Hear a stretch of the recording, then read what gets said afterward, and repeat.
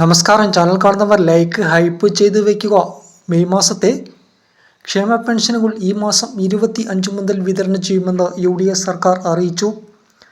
അതുപ്രകാരം ഈ മാസത്തെ ക്ഷേമ പെൻഷനായ 2000 രൂപ ഈ മാസം 25 മുതൽ വിതരണം ചെയ്യും.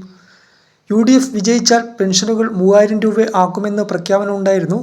പക്ഷേ അത് ഇപ്പോൾ നിലവിൽ ഈ മാസം ലഭിക്കില്ല എന്നാണ് അറിയുന്നത്. അടുത്ത മാസം മുതൽ 3000 രൂപ ലഭിക്കാനാണ് സാധ്യത.